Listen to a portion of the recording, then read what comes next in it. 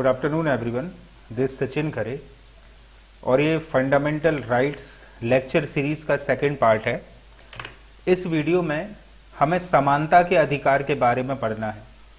इस lecture series का जो फर्स्ट पार्ट था उस पर मैंने बताया था अनुच्छेद 12 और अनुच्छेद 13 के बारे में।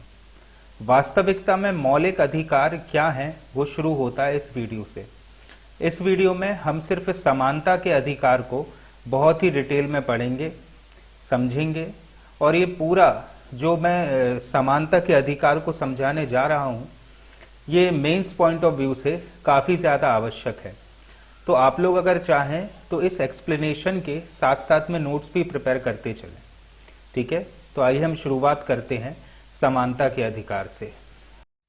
तो हमारा टॉपिक है समानता का अधिकार।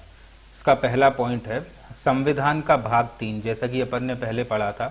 भाग 3 और अनुच्छेद 14 से 18 समता के अधिकार प्रदान करता है। समता का अर्थ होता है समानता। अनुच्छेद 14 समता के अधिकार का मूल सिद्धांत प्रतिपादित करता है। मूल सिद्धांत मतलब वास्तविकता में समता का अधिकार दिया गया है अनुच्छेद 14 में, जबकि अनुच्छेद 15 से लेकर 18 समता के अधिकार के मूल सिद्धांत के विशिष्ट उदाहरण हैं। मतलब अनुच्छेद 14 इसीलिए हमारे लिए इंपॉर्टेंट हो जाता है क्योंकि जो समानता का अधिकार है वास्तविकता में वो दिया गया है अनुच्छेद 14 में, जबकि अनुच्छेद 15 से लेकर अनुच्छेद 18 तक समानता के अधिकार के विशेष उदाहरण प्रस्तुत करते हैं। अनुच्छेद 14 कहता है भारत में सभी व्यक्तियों को विधि के समक्ष समता और विधियों का समान संरक्षण प्रदान किया जाएगा, जबकि अनुच्छेद 15 कहता है राज्य हमने इसके पहले वाले वीडियो में समझा था, अर्थात सरकार। उसमें मैंने काफ़ी डिटेल में समझाया था राज्य शब्द के बारे में। आप लोग चाहें तो वो वाला वीडियो खोलकर देख सकते हैं। अनुच्छेद 13 जो कि अनुच्छेद 12 राज्य शब्द को परिभाषित करता है।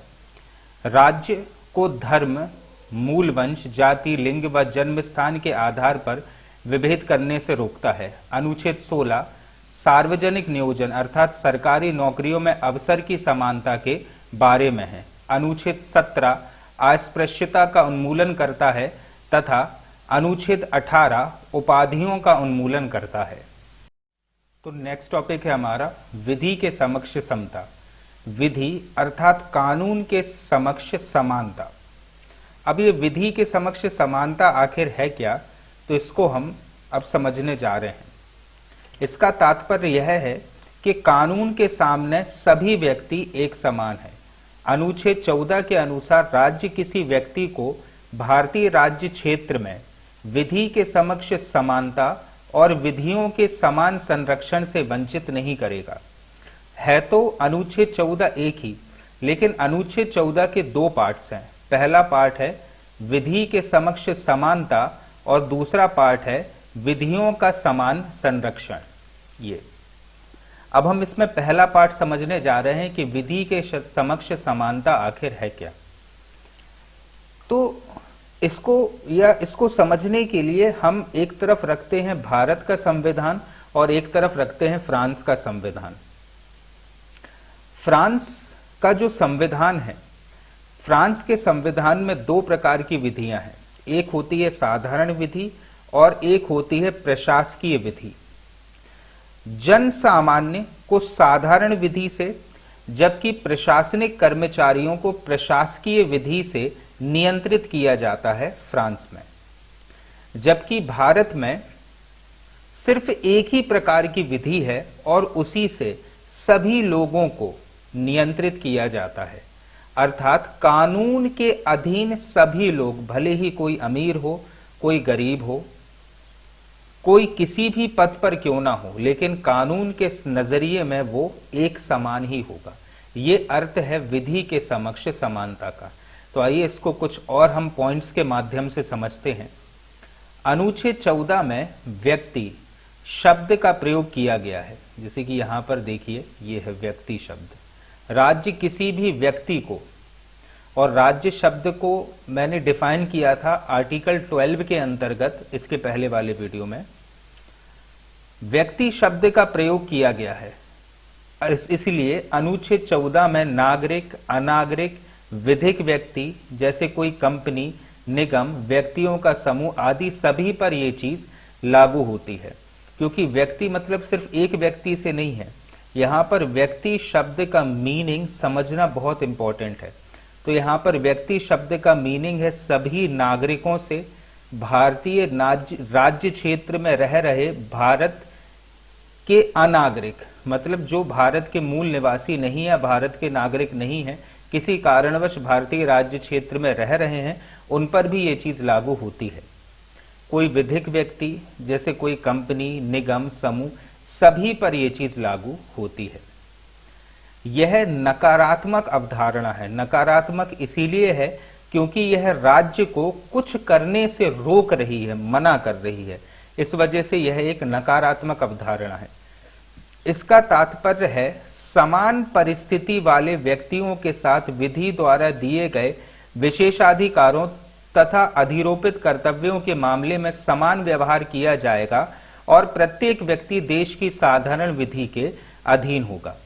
तो अब यहां पर एक नया शब्द मिल गया हमको, समान परिस्थिति वाले। मतलब अगर व्यक्तियों की परिस्थितियां एक समान हैं तो उनके साथ व्यवहार भी एक समान किया जाएगा। किंतु इसका तात्पर्य व्यक्तियों के बीच पूर्ण समानता से नहीं है, क्योंकि यह व्यवहारतः संभव नहीं है। भारत विशेष प्रकार की विविधताओं वाला देश है।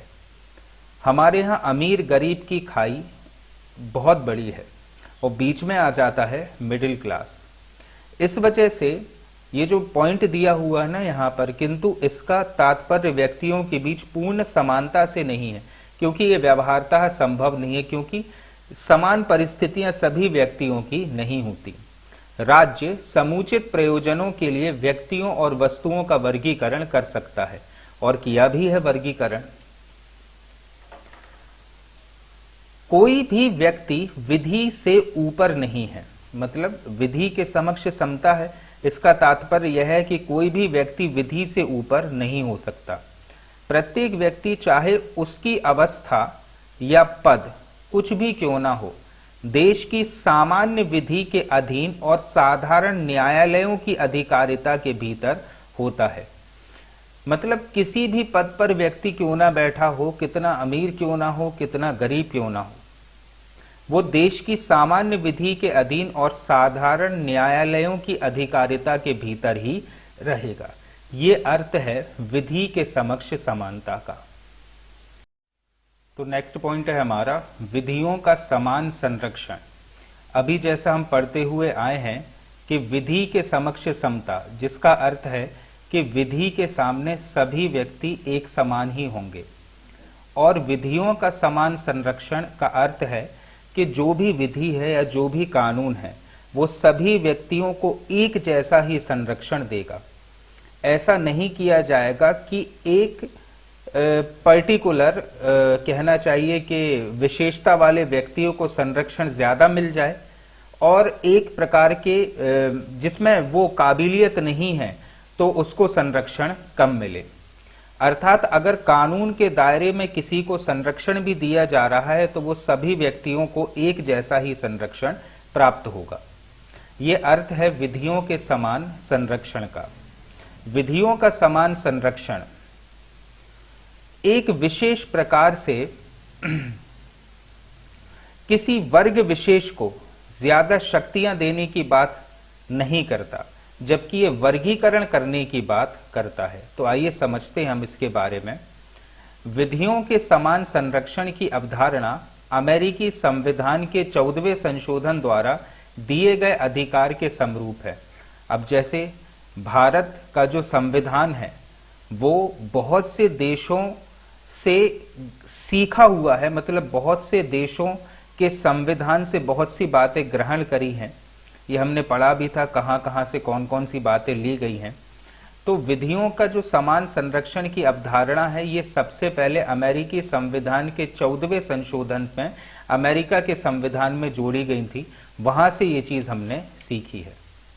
यह एक सकारात्मक अवधारणा है। जैसे विधि के समक्ष समानता एक नकारात्मक अवधारणा थी, लेकिन विधियों का समान संरक्षण एक सकारात्मक अवधारणा है, एक पॉजिटिविटी है इसमें कि कानून जो है, कानून के अधीन, या हम ये बोल सकते कानून का सभी लोगों को एक समान संरक्षण प्राप्त होगा, तो एक सकारात्मक अवधारणा है। जबकि वो राज्य को कुछ करने से मना कर रहा था, इसलिए वो चीज हो गई एक नकारात्मक अवधारणा। ये कहता है समान परिस्थिति वाले व्यक्तियों को समान विधियों के अधीन रखना तथा उसे समान रूप से लागू करना। अतः राज्य द्वारा जो भी विधियां बनाई जाएं, उसमें बिना किसी भेदभाव के सभी को समान संरक्षण देने का उपबंध होना चाहिए। ये भी राज्य को एक प्रकार से हिदायत दे रहा है कि राज्य जो भी कानून निर्मित कर रहा है उसमें सभी व्यक्तियों को एक रूप से या एक समान रूप से संरक्षण दिया जाएगा। अर्थात अनुच्छेद 14 में नैसर्गिक न्याय का सिद्धांत अंतर्निहित है। जबकि ये जो केस था मिनर्वा मिल्स बनाम भारत संघवाद 1980 में अनुच्छेद 14 में निहित विधि के शासन को संविधान का आधारभूत ढांचा घोषित किया है। इसके बारे में भी हमने पढ़ा था, आधारभूत ढांचा क्या होता है। तो आधारभूत ढांचा घोषित किया है विधि के शासन को। इसका तात्पर्य है कि संसद कभी भी इस विधि के शासन में परिवर्तन नहीं कर सकती है। अनुच्छेद 14 वर्ग विभेद का निषेध करता है, किंतु वर्गीकरण की अनुमति देता है। वर्ग विभेद का निषेध करता है मतलब सरकार ऐसा नहीं कर सकती है कि कोई ऐसा कानून बना दे जिससे किसी एक वर्ग विशेष को फायदा हो, जबकि सरकार उस कानून में वर्गीकरण कर सकती है। परिस्थितियों के आधार पर यह वर्गीकरण हो सकता है, लेकिन यह वर्गीकरण मनमाना नहीं होना चाहिए। इसमें कुछ आधार निर्धारित किए हैं वर्गीकरण के, जैसे वो वर्गीकरण युक्ति युक्त होना चाहिए। मतलब हम ये बोल सकते हैं, युक्ति युक्त का मीनिंग यहां पर कुछ ऐसा है कि जब भी वर्गीकरण किया जाएगा वो कुछ विशेष सामाजिक आधार पर होगा। जैसे यदि एक वर्ग के व्यक्ति में कोई विभेद नहीं किया गया है तो ऐसी विधि संवैधानिक होगी। जैसे आपने एक वर्ग बना दिया, उस वर्ग के अंदर विभेद नहीं होना चाहिए। जैसे हमारे यहाँ जनरल कैटेगरी है, ओबीसी है, एससी है, एसटी है, ये हमने वर्गीकरण कर दिया उनकी विशेष परिस्थितियों के आधार पर। लेकिन उस वर्ग के अंदर आप किसी भी प्रकार का विभेद नहीं कर सकते, किंतु एक वर्ग में विभेद मान्य नहीं होगा। वर्गीकरण तो कर सकते, जैसे हम लोगों ने भी 4 कम्युनिटीज बनाकर रखी हैं विशेष परिस्थितियों के आधार पर, तो वो कम्युनिटी इस आर्टिकल के अकॉर्डिंग संवैधानिक है, लेकिन उस कम्युनिटी के अंदर ही अगर आप कुछ किसी आधार पर विभेद कर रहे हो वो संवैधानिक नहीं होगा। वर्गीकरण अयुक्ति युक्त और मनमाना नहीं होना चाहिए। जैसे हमने भी ये जो 4 कम्युनिटीज बनाई हैं, जनरल हो, ओबीसी हो, एससी हो या एसटी हो, तो ये विशेष परिस्थितियों के आधार पर बनाई है जो युक्ति युक्त है, मनमानी नहीं है। ठीक है, और उसका उद्देश्य भी है समाज में जो पिछड़े वर्ग हैं या हमारे सामाजिक विकास से वंचित वर्ग हैं, उनको हमने कैटेगराइज करके उनको मुख्य धारा में, विकास की मुख्य धारा में लाने का प्रयास किया जा रहा है। इसलिए वो मनमाना नहीं है, ना ही अयुक्ति युक्त है। ठीक है, इसलिए उसको संवैधानिक माना गया है। जबकि अगर उन्हीं कम्युनिटीज में अगर हम किसी एक विशेष वर्ग को ज्यादा फायदा दे दें किसी कानून को बनाकर, तो फिर वो अयुक्ति युक्त कहलाएगा। वर्गीकरण युक्ति युक्त होगा यदि वह बोधगम्य अंतरक पर आधारित हो। बोधगम्य अंतरक, देखो ये संविधान है, इसमें सामान्य हिंदी नहीं चलती है, इसमें क्लिष्ट हिंदी का प्रयोग किया जाता है। बोधगम्य अंतरक्त का एक सीधा साधा सा मीनिंग है कि वो युक्ति युक्त होना चाहिए, बोधगम्य अंतरक्त पर आधारित हो, और दूसरा है अंतरक्त और अधिनियम के उद्देश्य में तार्किक संबंध हो। मतलब जो भी आप कानून बना रहे हो उस कानून का जो उद्देश्य है और आपके वर्गीकरण का जो उद्देश्य है वो मैच होना चाहिए। ऐसा नहीं होना चाहिए कि आपने जिस कानून के तहत वर्गीकरण किया है उन दोनों के उद्देश्य अलग अलग हो जाएं। अतः वर्गीकरण निम्नलिखित आधारों पर किया जा सकता है, जैसे भौगोलिक स्थिति के आधार पर। जैसे हमारे यहाँ भी किसी एक विशेष क्षेत्र में निवास करने वाले लोगों को स्पेशल प्रोविजन दे दिए जाते हैं, क्योंकि वो एक विशेष स्थिति से या एक विशेष भौगोलिक क्षेत्र के नागरिक हैं। जैसे STs, scheduled tribes, in tribal people का या जो जनजातीय लोग हैं इनका एरिया निश्चित रहता है, तो उनको एक स्पेशल प्रोविजन दे दिया जाता है। राज्य के पक्ष में तीसरा है कराधान विधियों के संबंध में, चौथा है विशेष न्यायालय और प्रक्रिया के संबंध में, प्रशासनिक अधिकारियों की वैवेकीय शक्ति के संबंध में, ऐतिहासिक आधार पर, शिक्षा के आधार पर और व्यक्तियों की प्रकृति के आधार पर उनको वर्गीकृत किया जा सकता है। लेकिन इनके अलावा भी वर्गीकरण हो सकते हैं, लेकिन अब वही है कि वर्गीकरण तो आप कर दो, लेकिन उसका आधार बोधगम्य अंतरक पर आधारित होना चाहिए। तो ये है विधियों के समान संरक्षण के बारे में। अब ये जो समता का अधिकार है ये अत्यांतिक नहीं है, मतलब ये फिक्स नहीं है कि ऐसा ही हो। बहुत सारी ऐसी चीजें हैं संविधान में कि ये समता का अधिकार के अपवाद के रूप में वो सामने आती हैं। जैसे आप समझिएगा, समता का अधिकार अत्यांतिक नहीं है, निम्नलिखित मूल अधिकार इसके अपवाद हैं। जैसे अनुच्छेद 15(3) के अनुसार राज्य स्त्रियों और बच्चों के लिए विशेष उपबंध कर सकता है। तो एक तो अनुच्छेद 14 में कहा गया है कि किसी भी प्रकार से वर्ग विभेद नहीं होगा, लेकिन अनुच्छेद 15(3) के अनुसार राज्य स्त्रियों और बच्चों के लिए विशेष उपबंध कर सकता है। तो ये एक प्रकार का वर्ग विभेद है। आगे समझते हैं ये क्यों इंपॉर्टेंट है, लेकिन यहां पर तो विभेदीकरण हो रहा है, इसलिए अनुच्छेद 14 का अपवाद के रूप में सामने आया है। अनुच्छेद 15(4) सामाजिक और शैक्षणिक रूप से पिछड़ों, अनुसूचित जातियों, अनुसूचित जनजातियों के लिए विशेष प्रावधान करने की छूट राज्य को देता है। अनुच्छेद 16(4) सार्वजनिक नियोजन में विशेष प्रावधान की छूट राज्य को देता है। इसीलिए 15(3), 15(4), 16(4) अनुच्छेद 14 के अपवाद के रूप में सामने आए हैं। इसी प्रकार राष्ट्रपति, राज्यपाल, विदेशी राजनायक, उच्चतम न्यायालय तथा उच्च न्यायालय के न्यायाधीश, संसद एवं विधानमंडलों के सदस्य के प्रदत्त विशेष अधिकार समता के अधिकार के अपवाद हैं। तो आइए अब हम आगे के जो मौलिक अधिकार हैं उनके बारे में समझते हैं। तो नेक्स्ट टॉपिक है हमारा धर्म आदि के आधार पर विभेद का प्रतिषेध। जैसे अभी अपन ने अनुच्छेद 14 पढ़ा था, विधि के समक्ष समता एवं विधियों का समान संरक्षण। उसके आगे चलकर हमें अब पढ़ना है अनुच्छेद 15, जो धर्म आदि के आधार पर विभेद का प्रतिषेध करता है। तो आइए शुरुआत करते हैं हम। अनुच्छेद 14 में प्रतिपादित समता के अधिकार को अनुच्छेद 15 में और अधिक स्पष्ट किया गया है। मतलब वही है अनुच्छेद 14, उसी के आगे का पार्ट है अनुच्छेद 15। अनुच्छेद 15 में कुल 5 उपखंड है, मतलब अनुच्छेद 15 है, फिर उसके 1, 2, 3, 4, 5 5 खंड है। अनुच्छेद 15(1) और 15(2) मूल अधिकार है, जबकि अनुच्छेद 15(3), 15(4) तथा 15(5) राज्य की स्पष्ट शक्ति के बारे में है। अनुच्छेद 15 द्वारा प्रदत्त मूल अधिकार केवल नागरिकों के लिए है।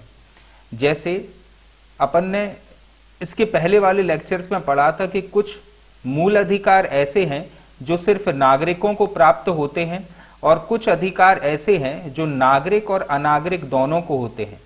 लेकिन अनुच्छेद 15 जो है वो सिर्फ भारतीय नागरिकों को ही प्राप्त है, अर्थात भारत में या भारत का जो नागरिक नहीं है वो इन अधिकारों का दावा नहीं कर सकता। अनुच्छेद 15(1) कहता है केवल धर्म, मूल वंश, जाति, लिंग, जन्म स्थान अथवा इनमें से किसी आधार पर नागरिकों के मध्य विभेद करने से राज्य को रोकता है। ध्यान से देखिएगा, धर्म है, मूलवंश है, जाति है, लिंग है और जन्म स्थान है, 5 चीजें हैं। इनके अलावा विभेद किया जा सकता है, लेकिन ये किसको रोक रहा है? ये रोक रहा है राज्य के लिए। विभेद से तात्पर्य है किसी व्यक्ति के साथ, मतलब ये जो शब्द है ना विभेद, इसका मीनिंग क्या है? इसका मीनिंग है किसी व्यक्ति के साथ दूसरों की तुलना में प्रतिकूल व्यवहार करना, यह अर्थ होता है विभेद का। यह सिर्फ नागरिकों को ही प्राप्त है, अतः अन्य व्यक्तियों के साथ विभेद किया जा सकता है। जैसा कि अभी मैंने बताया, भारतीय राज्य क्षेत्र में खड़ा कोई ऐसा व्यक्ति जो भारत का नागरिक नहीं है, उसके साथ इन आधारों पर विभेद किया जा सकता है। इस अनुच्छेद में प्रयुक्त शब्द है केवल। इस केवल शब्द का भी व्यापक महत्व है। इस शब्द का तात्पर्य है कि विभेद मात्र धर्म, मूल वंश, जाति, लिंग, जन्म स्थान, इनमें से एक से अधिक आधार पर नहीं होगा। जैसे भाषा और निवास स्थान के आधार पर विभेद किया जा सकता है, क्योंकि वो इसमें शामिल नहीं है। अनुच्छेद 15(2) अनुच्छेद 15(1) से और एक कदम आगे है, क्योंकि 15(1) रोक रहा था राज्य के लिए, यह जबकि अनुच्छेद 15(2) राज्य और व्यक्ति दोनों के भेदभाव करने से निवारित करता है। मतलब राज्य मतलब सरकार, अनुच्छेद 12 वाला, राज्य भी भेदभाव नहीं करेगा और ना ही कोई व्यक्ति भेदभाव करेगा। इस रूप में अनुच्छेद 15(1) से ये ज्यादा व्यापक है। अनुच्छेद 15(2) के अनुसार कोई भी नागरिक केवल धर्म, मूल वंश, जाति, लिंग, जन्म स्थान या इनमें से किसी आधार पर निम्नलिखित में प्रवेश या उसका उपयोग करने के लिए किसी शर्त या प्रतिबंध के अधीन नहीं होगा। ये 15(2) के अनुसार है।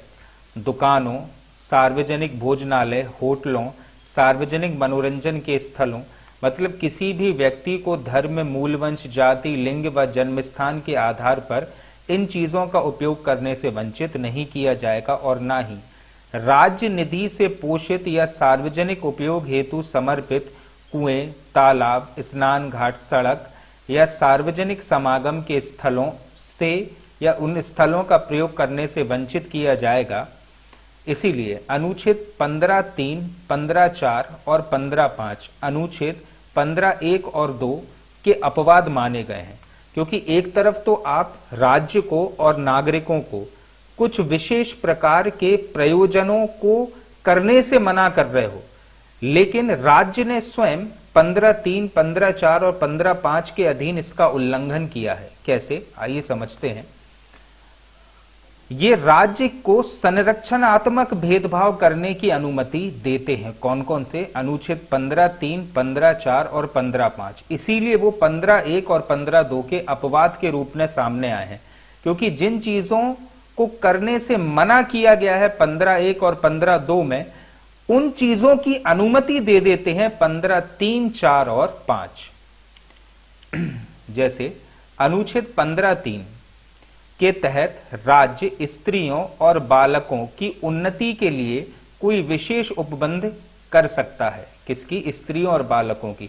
जबकि इसके पहले क्या किया था? लिंग के आधार पर विभेद नहीं होगा, लेकिन यहां पर हो रहा है, क्योंकि महिलाओं की और बच्चों का कुछ शारीरिक ढांचा ऐसा होता है कि उनके साथ नकारात्मक अभिव्यक्ति बरती जा सकती है, इसीलिए उनकी उन्नति के लिए ऐसा प्रावधान किया गया है। जैसे अनुच्छेद 15(1) और 2 में दिए गए सामान्य नियम का ये अपवाद के रूप में सामने आया है। स्त्रियों और बालकों की शारीरिक बनावट तथा सामाजिक स्थिति ऐसी होती है कि आसानी से वे शोषण के शिकार हो जाते हैं, जिसके कारण उन्हें विशेष संरक्षण की आवश्यकता होती है।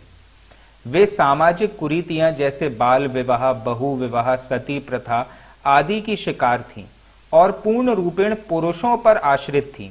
इस कारण राज्य को उनके लिए विशेष कानून बनाने का अधिकार प्रदान किया गया है, क्योंकि समाज सिर्फ पुरुषों से ही आगे नहीं बढ़ेगा। समाज में पुरुषों के साथ साथ महिलाओं को भी बराबर आगे बढ़ने का अधिकार है। इसलिए महिलाओं की इस प्रकार की स्थिति को देखते हुए ऐसा प्रावधान संविधान में किया गया है। यद्यपि यह समानता के नियम का उल्लंघन है, किंतु सामाजिक न्याय की स्थापना हेतु महिलाओं के पक्ष में राज्य सकारात्मक कार्यवाही अर्थात भेदभाव कर सकता है।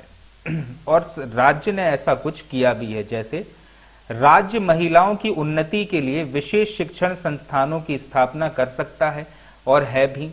कुछ स्कूल और कॉलेजेस ऐसे हैं जो सिर्फ महिलाओं के लिए हैं, या उनमें महिलाओं के लिए स्थान आरक्षित कर सकता है। विधायिका मतलब हमारी संसद और राज्यों के विधानमंडल में महिलाओं के लिए आरक्षण लागू किया जा सकता है।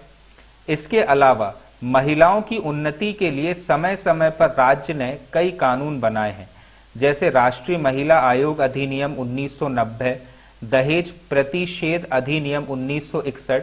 ये सिर्फ महिलाओं की स्थिति को सुधारने के लिए बने हैं। एक केस था डी पॉलीराज बनाम भारत संघ के नवीनतम वाद में अनुच्छेद 15(3) के आधार पर महिलाओं का घरेलू हिंसा से संरक्षण अधिनियम 2005 को भी संवैधानिक घोषित कर दिया गया है।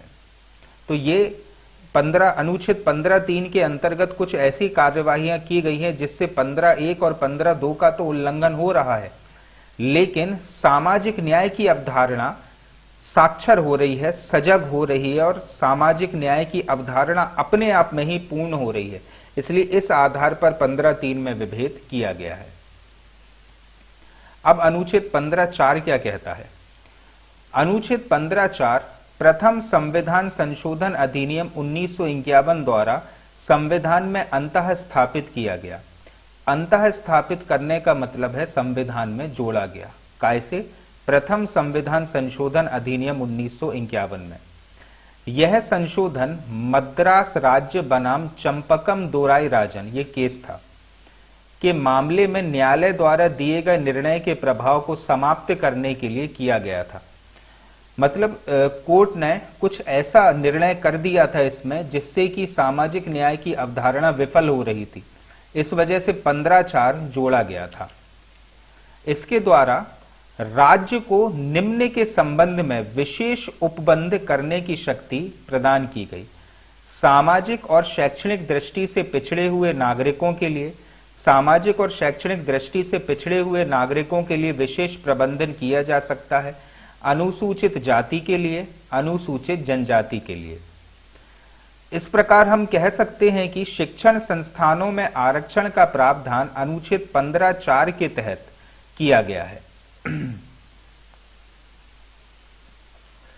इसके द्वारा सामाजिक न्याय की स्थापना की गई है। यह राज्य को विवेकीय शक्ति प्रदान करता है कि यदि राज्य उचित समझे तो पिछड़े वर्गों के नागरिकों के लिए विशेष प्रावधान बना सकता है, बशर्ते यह विशेष वर्ग सामाजिक और शैक्षणिक दृष्टि से पिछड़ा हुआ हो। इस वजह से जैसे 15(3) प्रावधान कर रहा था स्त्रियों और बच्चों के आरक्षण का, तो वहीं 15(4) प्रावधान कर रहा है ओबीसी, एससी और एसटी के लिए आरक्षण का। और ये कवायद कैसे शुरू हुई? तो इस कवायद शुरू हुई थी एक विशेष प्रकार के केस से, जो था मद्रास राज्य बनाम चंपकम दोराई राजन। इसमें जो डिसीजन दिया था, इस डिसीजन को समाप्त करने के लिए राज्य ने इस प्रकार का प्रावधान किया था। यह है अनुच्छेद 15(4), जो कि ओबीसी, एससी और एसटी के लिए विशेष आरक्षण का प्रावधान करता है। अब अनुच्छेद 15(5), ये 13वें संविधान संशोधन अधिनियम 2005 द्वारा जोड़ा गया। जैसे अनुच्छेद 15(4) था ना, प्रथम संविधान संशोधन से जोड़ा गया था, वैसे ही अनुच्छेद 15(5) 13वें संविधान संशोधन अधिनियम 2005 के तहत जोड़ा गया था। इसके द्वारा ध्यान से समझिएगा, प्राइवेट शैक्षणिक संस्थानों में प्रवेश के संबंध में राज्य को सामाजिक और शैक्षणिक दृष्टि से पिछड़े वर्गों, अनुसूचित जातियों, अनुसूचित जनजातियों के संबंध में विशेष उपबंध करने की शक्ति प्रदान की गई थी।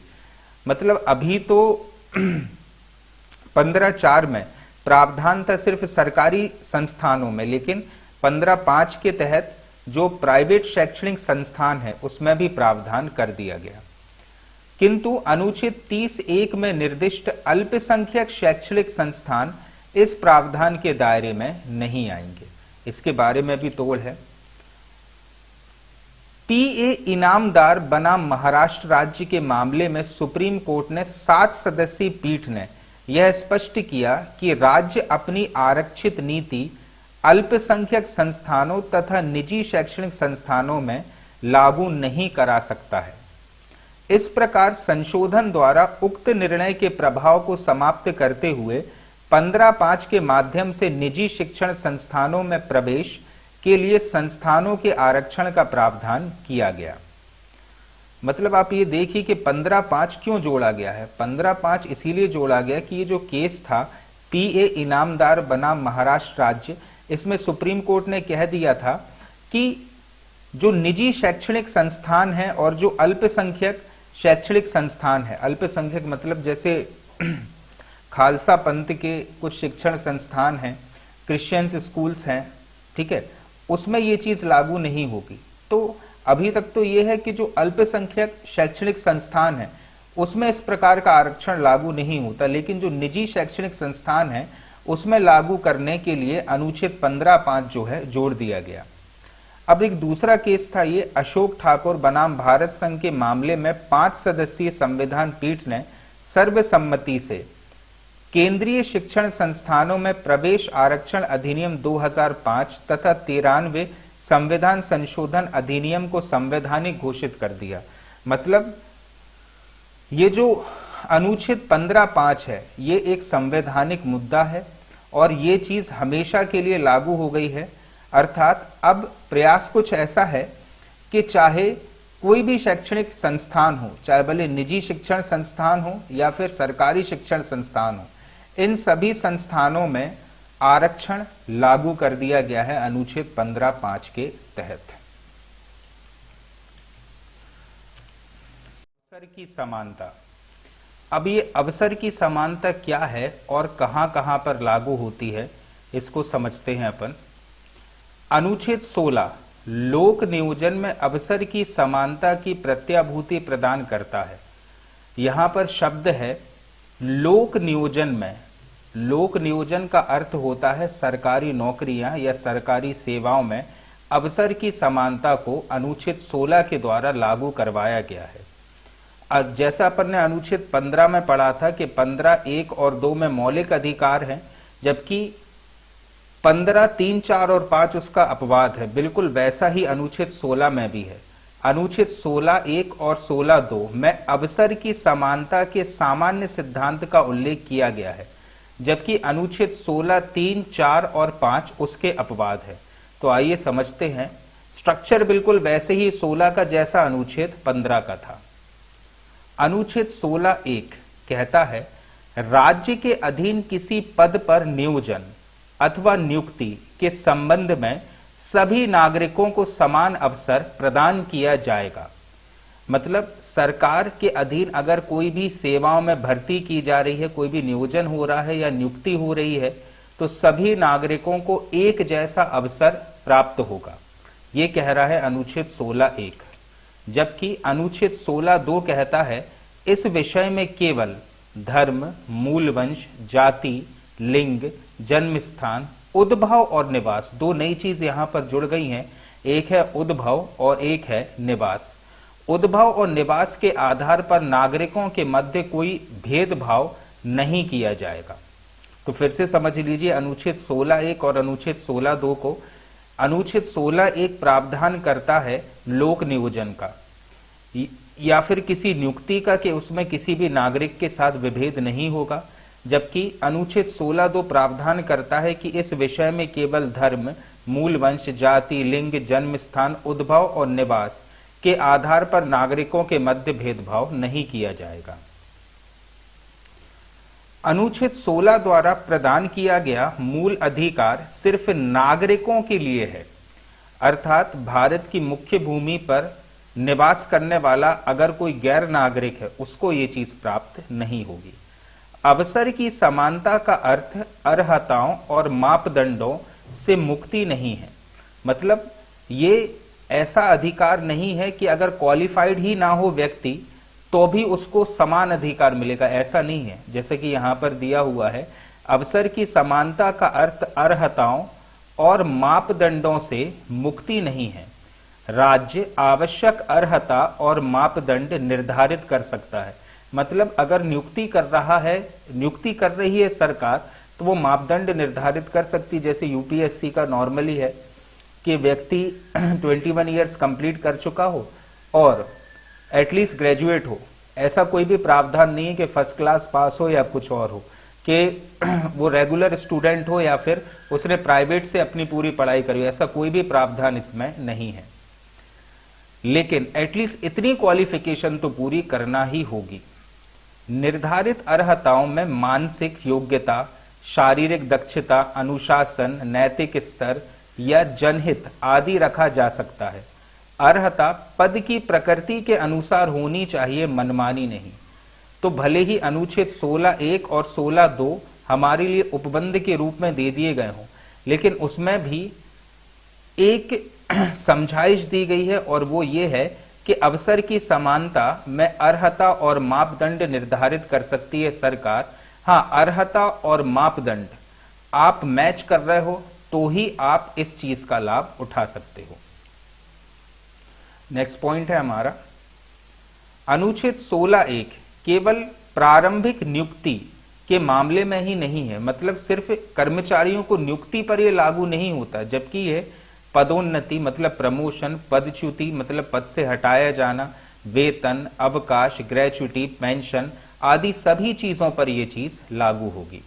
अनुच्छेद 16 अनुच्छेद 15 से ज्यादा व्यापक है। इसलिए व्यापक है क्योंकि यह धर्म, मूल व जाति, लिंग व जन्मस्थान के आधार पर ही नहीं, जबकि उद्भव और निवास के आधार पर भी विभेद का निषेध करता है। इसलिए 15 से ज्यादा व्यापक है अनुच्छेद 16। परंतु अनुच्छेद 16(3) अनुच्छेद 16(2) का अपवाद है। 16(2) में अपन ने ये चीज पढ़ी थी कि धर्म, मूल व जाति, लिंग, जन्म स्थान, उद्भव, निवास और ये इन चीजों के आधार पर विभेद नहीं होगा, जबकि अनुच्छेद 16(3) 16(2) का अपवाद इसलिए है क्योंकि यह संसद को यह शक्ति प्रदान करता है कि वह विधि द्वारा किसी राज्य की कुछ सरकारी सेवाओं में नियुक्ति के लिए उस राज्य में निवास की अर्हता विहित कर दे। क्योंकि जिस प्रकार से 16(2) में उद्भव और निवास के आधार पर विभेद करने को मना किया गया था, लेकिन 16(3) उस चीज की परमिशन दे रहा है। यह संसद को यह शक्ति देता है कि वह विधि द्वारा किसी राज्य की कुछ सरकारी सेवाओं में नियुक्ति के लिए उस राज्य में निवास की अर्हता विहित कर दे। मतलब कुछ ऐसे सरकारी पदों पर जो उस राज्य सरकार के अधीन रहेंगे, सरकार उद्भव अर्थात निवास की जो योग्यता है उसे लागू कर सकती है। इस शक्ति के प्रयोग में संसद ने लोक नियोजन निवास संबंधी अपेक्षा अधिनियम 1957 पारित किया, जिसके द्वारा किसी राज्य या संघ राज्य क्षेत्र में निवास संबंधी अपेक्षा विहित करने वाली सभी विधियों को निरसित या समाप्त कर दिया गया, तथा यह प्रावधान किया गया कि किसी व्यक्ति को इस आधार पर निर्योग्य नहीं माना जाएगा कि वह किसी राज्य विशेष का निवासी है। और उसी के तहत ऐसा प्रावधान भी किया गया कि कोई भी स्टेट अब ऐसा नहीं कर सकती है कि किसी दूसरे स्टेट के लोगों को उनके निवास स्थान के आधार पर किसी सेवा में नियुक्त होने से वंचित कर दे। परंतु अधिनियम में कुछ राज्यों पर उनके पिछड़ेपन के कारण इसे लागू नहीं किया गया, जैसे हिमाचल प्रदेश, मणिपुर, त्रिपुरा, आंध्र प्रदेश का तेलंगाना क्षेत्र। और जबकि तेलंगाना क्षेत्र के संबंध में इस अधिनियम को न्यायालय ने नरसिम्हा राव बनाम आंध्र प्रदेश के केस में असंवैधानिक घोषित कर दिया, क्योंकि यह पूरे आंध्र प्रदेश पर लागू नहीं हो रहा था। अब अनुच्छेद 16(4) में देखते अपन। अनुच्छेद 16(4), 16(1) और 16(2) का दूसरा अपवाद है, क्योंकि इसमें पिछड़े वर्गों के आरक्षण का प्रावधान किया गया है। इसके अंतर्गत राज्य जाति के आधार पर विभेद कर सकती है। ये जो जात पात होती है उसके आधार पर विभेद किया जा सकता है। अनुच्छेद 16(4) के अनुसार कोई बात राज्य को पिछड़े हुए वर्ग के किसी नागरिक के पक्ष में जिनका प्रतिनिधित्व राज्य की राय में राज्य सेवा के अधीन सेवाओं में पर्याप्त नहीं है, नियुक्ति या पदों के आरक्षण के लिए उपबंध करने से निवारित नहीं करेगी। इस प्रकार अनुच्छेद 16(4) के तहत राज्य ऐसे पिछड़े वर्गों के लिए जिनका प्रतिनिधित्व राज्य की सेवा में पर्याप्त नहीं है आरक्षण का प्रावधान कर सकती है। अनुच्छेद 340 के अंतर्गत राष्ट्रपति पिछड़ा वर्ग आयोग की नियुक्ति करता है तथा उसकी रिपोर्ट के आधार पर सरकार पिछड़े वर्गों को विनिर्दिष्ट करती है आरक्षण के लिए। ऐसे ही बालाजी के मामले में केवल जाति के पिछड़ेपन के निर्धारण का आधार मानने से इनकार कर दिया गया था। ये जो बालाजी का केस था, इसमें ये कह दिया था कोर्ट ने कि सिर्फ जाति के आधार पर हम पिछड़ेपन या पिछड़ेपन का आधार हम सिर्फ जाति को नहीं मान सकते, परंतु मंडल आयोग के मामले में यह निर्धारित किया गया कि पिछड़े वर्ग का निर्धारण जाति के आधार पर किया जा सकता है। तो हमारे यहाँ यही चीज हो रही है अभी कि पिछड़ेपन का जो कारण है वो जाति के आधार पर निर्धारित है, जबकि कुछ अन्य जातियां भी हैं जिनको कोई भी आरक्षण का फायदा नहीं मिल रहा है, लेकिन वो आर्थिक आधार पर बहुत ही पिछड़े हैं। जाति भी एक सामाजिक वर्ग है। यदि वह सामाजिक और शैक्षणिक रूप से पिछड़ा है तो वह अनुच्छेद 16(4) के प्रयोजनों हेतु पिछड़ा वर्ग होगा, परंतु सिर्फ आर्थिक आधार पर पिछड़ा वर्ग निर्धारण करने की कसौटी नहीं हो सकती। ये चीज हमारे यहाँ वर्तमान में है, इस वजह से हमारे यहाँ जातिगत आरक्षण लागू है। इसको चेंज कर दें तो हमारे यहाँ आर्थिक आधार पर आरक्षण लागू हो जाएगा, जो वर्तमान में होना चाहिए। मंडल आयोग का मामला अर्थात इंदिरा साहनी बनाम भारत संघ में अनुच्छेद 16(4) में इस मामले में पिछड़े वर्ग के आरक्षण के संबंध में महत्वपूर्ण निर्णय दिया गया था। इसके मुख्य न्यायाधीश थे एच.एम. कानिया और 9 सदस्यों की एक पीठ बनी थी। इसके अनुसार पिछड़े वर्गों को दिया गया 27% आरक्षण वैध है, किंतु पिछड़ों में संपन्न वर्ग के आरक्षण का लाभ नहीं मिलना चाहिए, क्योंकि पिछड़े वर्ग में भी अब बहुत से ऐसे लोग आने लगे हैं जो लोग आर्थिक रूप से काफी ज्यादा संपन्न हैं, तो उनको इसका लाभ नहीं मिलना चाहिए। न्यायालय के अनुसार प्रोन्नति का आरक्षण अवैध होगा तथा कुल आरक्षण 50% से अधिक नहीं होगा। वर्तमान में एमपीपीएससी में प्रीलिम्स का रिजल्ट इसी कारण से रुका है क्योंकि हमारे यहाँ जो आरक्षण है वो 50% से अधिक पहुंच गया, जबकि कोर्ट तो बोल चुका है कि किसी भी हाल में आरक्षण 50% से अधिक नहीं होना चाहिए। अनुच्छेद 16(4) के तहत पिछड़े वर्ग को पिछड़े वर्ग और अधिक पिछड़े वर्ग में विभाजित किया गया है।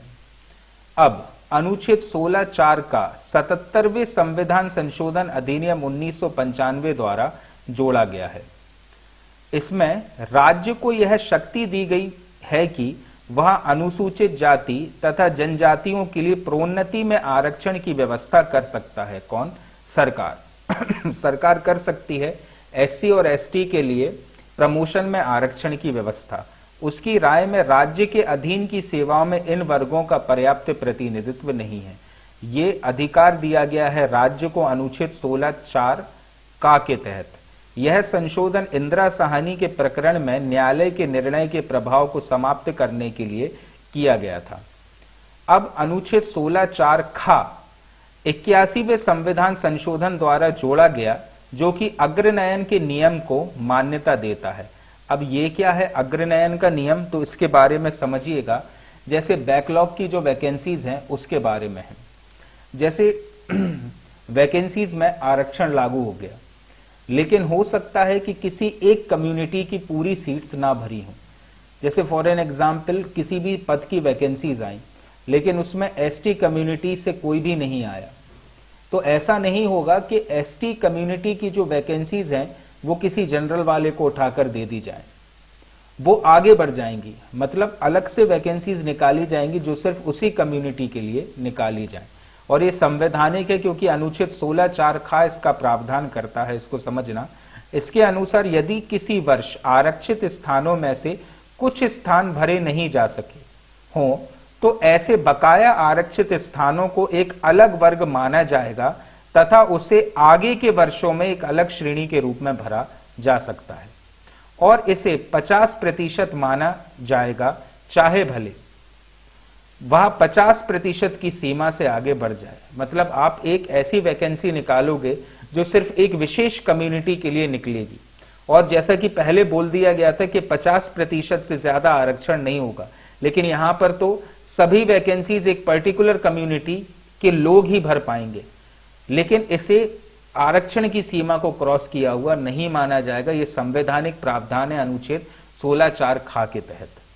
अब 16(5) क्या कहता है? तो यह धर्म के आधार पर विभेद की राज्य को अनुमति देता है कि धर्म के आधार पर विभेद किया जा सकता है। जैसे 16(4) जाति के आधार पर विभेद कर रहा था, लेकिन 16(5) धर्म के आधार पर विभेद करने की अनुमति देता है।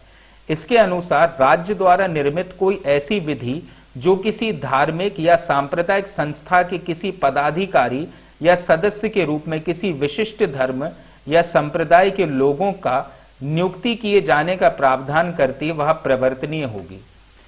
जैसे कोई सी एक धार्मिक ट्रस्ट है किसी एक पर्टिकुलर जाति के लिए, वहां पर अगर किसी पद पर नियुक्ति करनी है तो कोई आम नागरिक इस बात का दावा नहीं कर सकता है जो कि दूसरी कम्युनिटी का है कि वो इस पद पर नियुक्त करेगा, क्योंकि यहां पर आधार क्या है नियुक्ति का कि एक धर्म विशेष का लोग ही इस वैकेंसी पर नियुक्त हो सकते हैं।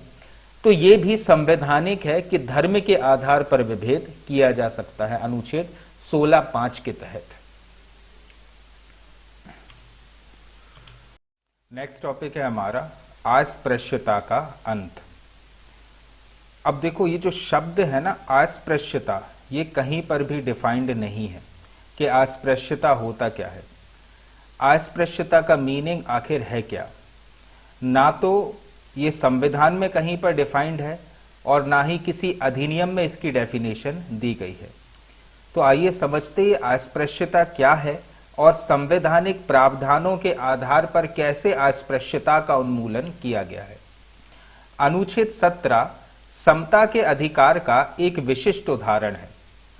इसके द्वारा आचरण तथा व्यवहार में समानता का प्रावधान किया गया है। आचरण तथा व्यवहार, एक्चुअली ये जो अस्पृश्यता का मुद्दा है ना, ये रिलेटेड है आचरण और व्यवहार से, क्योंकि अस्पृश्यता की प्रैक्टिस एक व्यक्ति आचरण और व्यवहार से ही करता है। किसी एक विशेष जाति के लोगों को हे दृष्टि से देखना, उनको अपनी जाति से नीचा मानना, छुआछूत की जो प्रथा है उसे फॉलो करना, तो ये सारी चीजें है क्या, एक प्रकार का आचरण है और व्यवहार है। इस वजह से इसके द्वारा आचरण तथा व्यवहार में समानता का प्रावधान किया गया है। यह संविधान में सामाजिक समानता को अंतर्दिष्ट करता है। मतलब ये जो हम पढ़ रहे हैं ना समानता का अधिकार, उसी से ही रिलेटेड है। इसके द्वारा अस्पृश्यता को पूर्णतः समाप्त करते हुए उसका किसी भी रूप में किया जाने वाला आचरण निषिद्ध किया गया है। किसी भी रूप में अस्पृश्यता, इवन अगर इशारों से किसी भी व्यक्ति को अगर उसकी जाति के आधार पर निचला बता रहे हो तो वो भी अस्पृश्यता की प्रैक्टिस है। तो किसी भी रूप में अस्पृश्यता के आचरण की मनाही इस अनुच्छेद से की गई है तथा उससे उत्पन्न किसी अयोग्यता को लागू करना दंडनीय अपराध घोषित किया गया है। अनुच्छेद 35 संसद को अस्पृश्यता के संबंध में विधि बनाने की शक्ति भी प्रदान करता है। अनुच्छेद 35 भी बहुत इंपॉर्टेंट है, ये हम आगे देखेंगे कि अनुच्छेद 35 है क्या। लेकिन अनुच्छेद 35 अस्पृश्यता के संबंध में किसी भी व्यक्ति को दंड देने का प्रावधान करने की शक्ति संसद को देता है और संसद ने इसका प्रयोग भी किया है। संसद ने इस शक्ति का प्रयोग करके अस्पृश्यता अपराध अधिनियम 1955 पारित कर अस्पृश्यता के अपराध के लिए दंड का प्रावधान किया है। 1976 में इसी अधिनियम में संशोधन किया गया और इसका नाम सिविल अधिकार संरक्षण अधिनियम 1955 कर दिया गया, जो इसी रूप में प्रवृत्त है। अनुच्छेद 17 द्वारा प्रदान मूल अधिकार केवल राज्य के विरुद्ध ही नहीं अपितु प्राइवेट व्यक्तियों के विरुद्ध भी उपलब्ध है। मतलब सिर्फ सरकार ही अकेला अस्पृश्यता को या अस्पृश्यता की प्रैक्टिस नहीं कर सकती। सरकार या राज्य के साथ साथ कोई भी प्राइवेट व्यक्ति या कोई भी व्यक्ति अस्पृश्यता को लागू नहीं कर सकता। यह दिया गया है इस अनुच्छेद 17 में। अस्पृश्यता की परिभाषा ना तो संविधान में दी गई है और ना ही किसी अधिनियम में है। ये जो अधिनियम अपन ने पढ़े अभी 1955 का, इनमें भी अस्पृश्यता की परिभाषा नहीं है, किंतु एक अवधारणा के रूप में अस्पृश्यता उस सामाजिक पद्धति के प्रति निर्देश करती है जिसमें कुछ वर्गों को उनके जन्म के कारण हे दृष्टि से, हे दृष्टि मतलब एक दुर्भावना स्वरूप, हे दृष्टि से देखा जाता है और समाज द्वारा उन पर कुछ अयोग्यताएं और प्रतिबंध लगा दिए जाते हैं। ये पॉइंट है अस्पृश्यता का, या ये परिभाषा है अस्पृश्यता की कि किसी एक जाति में जन्मे व्यक्ति को हे दृष्टि से देखना और समाज ने उस पर, क्योंकि वो एक किसी जाति से संबंधित है, उस पर विभिन्न प्रकार की अयोग्यताएं और प्रतिबंध थोप दिए हैं। ये होता है अस्पृश्यता। तो इस प्रकार की अस्पृश्यता का उन्मूलन किया गया है अनुच्छेद 17 के तहत। अब नेक्स्ट टॉपिक है हमारा उपाधियों का अंत। उपाधि क्या होती है, टाइटल्स क्या होते हैं। तो आगे समझिए, अनुच्छेद 18 द्वारा राज्य को उपाधियां प्रदान करने तथा नागरिकों और अनागरिकों को उपाधियां ग्रहण करने से प्रतिषिद्ध किया गया है। मतलब राज्य एवं नागरिक एवं अनागरिक तीनों के ऊपर लागू होता है अनुच्छेद 18, जो कहता है राज्य को उपाधियां प्रदान करने तथा नागरिकों और अनागरिकों को उपाधियां ग्रहण करने से प्रतिषिद्ध किया गया है, रोका गया है। अब अनुच्छेद 18(1) क्या कहता है? इसके अनुसार राज्य, सेना और विद्या संबंधी सम्मान के सिवाय और कोई उपाधि प्रदान नहीं करेगा। मतलब एक तो राज्य कर सकता है, एक तो राज्य उपाधियां दे सकता है, सेना में अलग अलग रैंकिंग्स दी जाती हैं, और विद्या मतलब जैसे हमारी जो डिग्रीज होती हैं ग्रेजुएशन की और पीजी की, ये भी विद्या से संबंधित एक उपाधि है। इन तीनों के अलावा अन्य कोई भी उपाधि प्रदान नहीं की जाएगी। मतलब सेना और विद्या के अलावा अन्य कोई उपाधि प्रदान नहीं की जाएगी जो प्रदान की जाती है राज्य के द्वारा। अनुच्छेद 18 का खंड 2 कहता है कि कोई भारतीय नागरिक किसी विदेशी राज्य से कोई उपाधि ग्रहण नहीं करेगा। ये तो आदेश कर दिया, आदेश नहीं निर्देश है कि कोई भी भारतीय नागरिक किसी विदेशी राज्य से कोई उपाधि ग्रहण नहीं करेगा।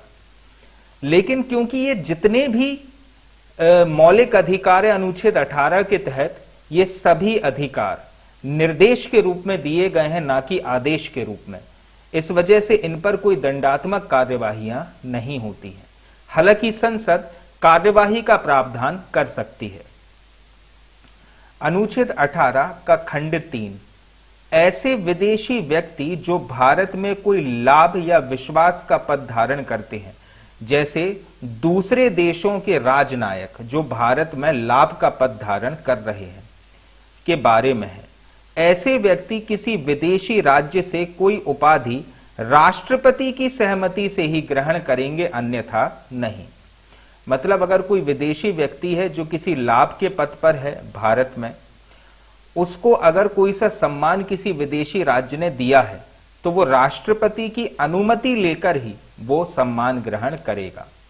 जबकि अनुच्छेद 18 का पार्ट 4 कहता है कि किसी विदेशी राज्य से मिलने वाली किसी भेंट, उपलब्धि या पद के बारे में कोई व्यक्ति जो भारत में किसी लाभ या विश्वास के पद पर है, यहां पर था खंड 3 में कोई विदेशी व्यक्ति, लेकिन यहां पर है कोई भारतीय व्यक्ति जो भारत में किसी लाभ के पद पर है या विश्वास के पद पर है, मतलब किसी सरकारी नौकरी में है।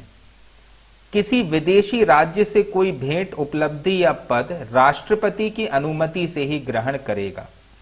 मतलब अगर कोई विदेशी व्यक्ति भी भारत में है और किसी लाभ के पद पर है तो वो राष्ट्रपति से आज्ञा लेकर ही उपाधियां ग्रहण करेगा। और कोई भारतीय व्यक्ति भी है, भारत में किसी लाभ के पद पर है, तो वो राष्ट्रपति से आज्ञा लेकर ही किसी विदेशी राज्य से कोई भेंट, उपलब्धि या पद को ग्रहण कर सकता है।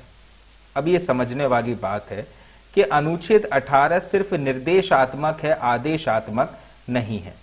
अतः इसका उल्लंघन दंडनीय नहीं है, यद्यपि संसद दंड का प्रावधान कर सकती है। मतलब अगर इन चीजों को नहीं भी माना गया तो भी दंड नहीं दिया जा सकता, लेकिन संसद चाहे तो दंड का प्रावधान कर सकती है। एक केस है बालाजी राघवन बनाम भारत संघवाद वर्ष 1976 का। इस मामले में सुप्रीम कोर्ट ने यह निर्धारित किया कि भारत रत्न, पद्म विभूषण और पद्मश्री अलंकरण अनुच्छेद 18(1) में प्रयुक्त उपाधि शब्द के अंतर्गत नहीं आते हैं, क्योंकि इनका प्रयोग अलंकृत व्यक्ति के नाम के आगे या पीछे नहीं किया जा सकता है।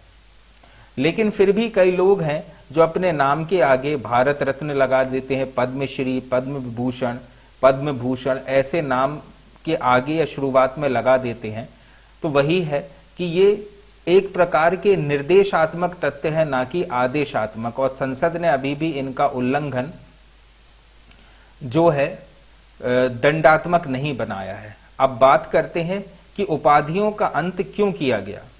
क्योंकि उपाधियां ये सामंत शासी काल में दी जाती थी, अंग्रेजों के टाइम से ये उपाधियां दी जा रही थी, और इन उपाधियों के आधार पर भी एक सामाजिक भेदभाव का माहौल भारत में बनता जा रहा था। इस वजह से अब किसी भी प्रकार की उपाधि देना मना कर दिया गया है। तो ये है भारतीय संविधान के द्वारा दिए गए समानता के अधिकार, जो मौलिक अधिकार का पहला पार्ट है। अब इसके आगे जो सेकंड पार्ट है, जो कि स्वतंत्रता का अधिकार है, वो हम नेक्स्ट वीडियो में पढ़ेंगे और जल्द से जल्द मैं वीडियो डालने का प्रयास करूंगा। धन्यवाद।